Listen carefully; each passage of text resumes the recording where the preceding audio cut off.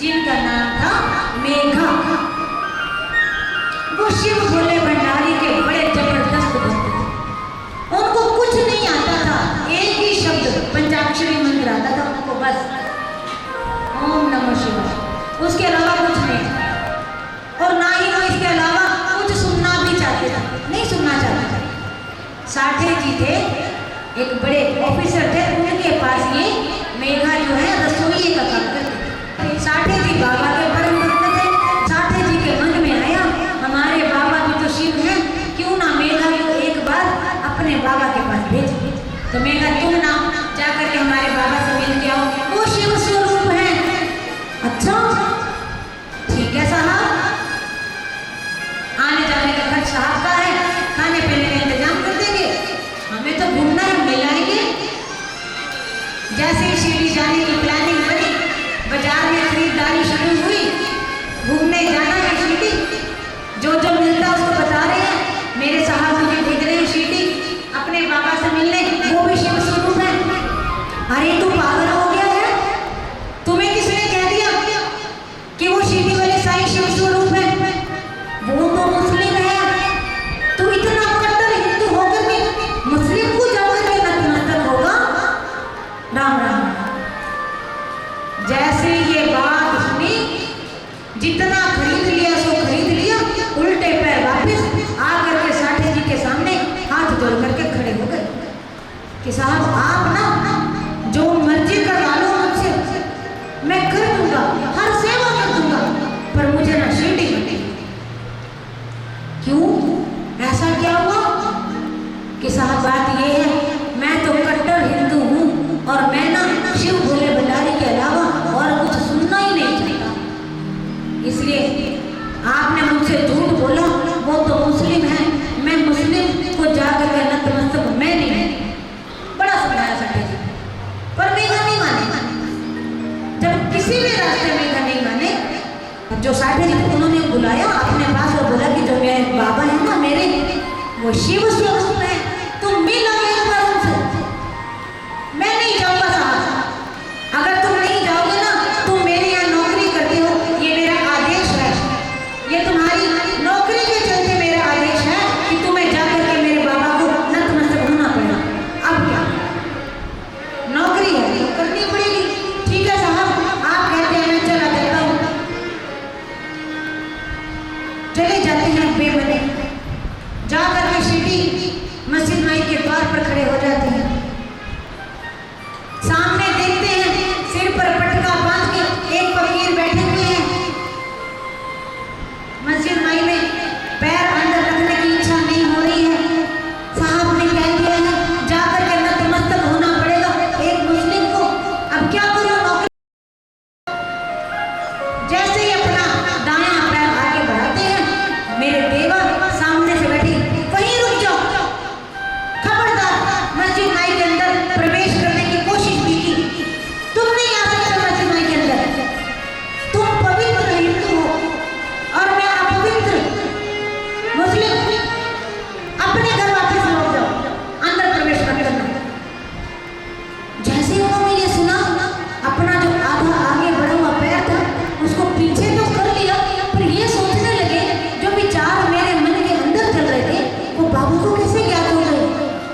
अरे ये तो कोई साधारण मानव नहीं है, ये तो कोई योग अवतार है। लेकिन बाबा ने उनको अंदर प्रवेश नहीं करने दिया।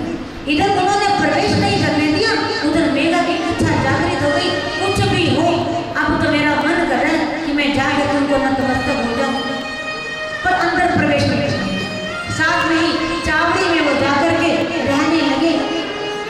1 महीना बाद रहे, लेकिन एक भी बार बाबा ने अपने पास उनको आने नहीं दिया, मस्जिद माई में प्रवेश करने नहीं दिया। बड़े दुखी हृदय से अपने घर वापस चले गए। जाके मन ही मन सोच रहे हैं, कह रहे कि हे देवा ऐसी कृपा करना, मुझे ना एक बार जरूर अपने चरणों में नतमस्तक होने देना। बड़े दुखी मन उनका जो मन था ना बड़ा अशांत रहने लगा। जाकर के साठे जी से कहते हैं कि साहब आप ना अपने जो आपके जो ससुर हैं दादा केलकर जी, जो शिरडी में रहते हैं, उनके पास एक पत्र लिख दो बाबा के नाम, कि मुझे एक बार मस्जिद माई में प्रवेश करने दें। पत्र लिखवा के बड़े दुखी हृदय से बाबा के चरणों में दोबारा से आ गए। बाबा तो ऐसा कभी नहीं चाहते थे कि कोई भक्त दुखी हो, वो तो केवल उनका आंतरिक अंदर से परिवर्तन करना चाहते थे जो हो चुका था। जब बाबा को ये पता लग गया इनका मन बदल गया है, जब मेघा सामने आए उन्होंने कुछ नहीं, मेघा अंदर आई, चरणों पर नतमस्तक हुए, बड़ा रोए, अपने आंसुओं से मेरे बाबा के चरण धो दिए और उनको शिव रूप ही मानने लगे। वो ये समझ गए कि बाबा जो है ना शिव स्वरूप है। अब उन्होंने रोज का ऐसा काम बना लिया, शिरडी में सुबह उठ करके जितने भी देवालय थे वहाँ जाकर के पूजा पाठ करते, फिर आके बाबा की चरण वंदना करते। एक बार खंडोबा मंदिर का दरवाजा बंद था। खंडोबा भगवान शिव को कहा जाता है महाराष्ट्र में खंडोबा।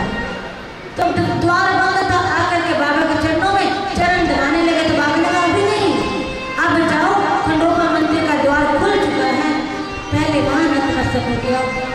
तुरंत उठे, जाकर के देखा खंडोबा मंदिर का द्वार खुला था। बाबा की मस्जिद माई और खंडोबा मंदिर में काफी दूरी है, लेकिन बाबा को वहाँ बैठे पता चल गया। तुरंत वो माथा टेक करके बाबा के चरणों में आए और बाबा के चरण सेवा की। रोजाना बाबा को ना वो शिव रूप में ही पूजा करते थे। एक बार संक्रांति का दिन, मकर संक्रांति के दिन, आप उन्होंने मन में ठान लिया मकर संक्रांति वाले दिन अपने शिव भोले भंडारी को मैं आज गंगा जल से जरूर स्नान कराऊं कि देवा आज मकर संक्रांति है, मैं पानी का इंतजाम करने जा रहा हूँ, आप तैयार रहिए, मैं आज आपको ना गंगा जल से स्नान करवाऊंगा। अरे नहीं रे मेघा, मैं ऐसे ही ठीक हूँ, मैं तो फकीर हूँ, मुझे सब चीजों से कोई लेना देना नहीं है। नहीं बाबा, मैं कुछ नहीं जानता, आज मकर संक्रांति है और आज के दिन मैं अपने शिव भोले भंडारी को गंगा जल से स्नान ना कराऊं, ये नहीं हो सकता। और वो चले जाते हैं जल का इंतजाम करने। 8 कोस दूर जाकर के जब पानी ला करके पूरी तैयारी कर लेते हैं तो जो चौकी होती ना पटरा, वो बिछा करके रख के आइए देवा, सारा इंतजाम हो गया है, अब आप ना यहाँ बैठ जाइए, आपको स्नान करवाऊंगा। अरे मेघा, मुझे झंझटों से दूर ही रखो, बाबा आप चुपचाप यहाँ आके बैठ जाइए। अब ना भक्तों के आगे ना भगवान की चलती नहीं है। बाबा उठे, चुपचाप आकर के उस चौकी पर ना पैरों के भाग बैठ गए, जैसे छोटा सा बालक ऐसे इकट्ठा होकर के बैठे कि लो ठीक है, आत्मसमर्पण कर लो, नहला लो भाई, ऐसे करके ना भोले भाले से बालक की तरह बैठ गए। अच्छा मेघा, इतनी कृपा जरूर करना कि जो पानी है ना केवल मेरे सिर पर ही डालना, क्योंकि सिर जो है ना शरीर का प्रधान अंग होता है, सिर पर पानी डालने का मतलब है सारा स्नान हो गया। इधर मेघा तो कुछ सुनने वाले थे नहीं, उन्होंने वो जो डिब्बा था वो पानी का जल का भरा और बाबा के सिर पर डालने लगे। अच्छा ठीक है बाबा, अच्छा करते करते 1 2 3 4 हर हर गंगे हर हर गंगे हर हर गंगे करते करते सारा का सारा जो पानी था बाबा के ऊपर उतर गया। जब स्नान करके वो फ्री हुए, बर्तन साइड पर रखा और बाबा का चेहरा निहारा, इतने भोले इतने प्यारे, जैसे बैठे थे वैसे ही बैठे हुए। लेकिन हैरानी की बात ये कि बाबा का सिर्फ सिर ही गीला, बाकी सारा का सारा शरीर सूखा। आप बताइए कैसे? सिर के ऊपर सारा का सारा पानी डाल दिया, लेकिन सारा शरीर सूखा, केवल सिर गीला, क्योंकि कहा था बाबा ने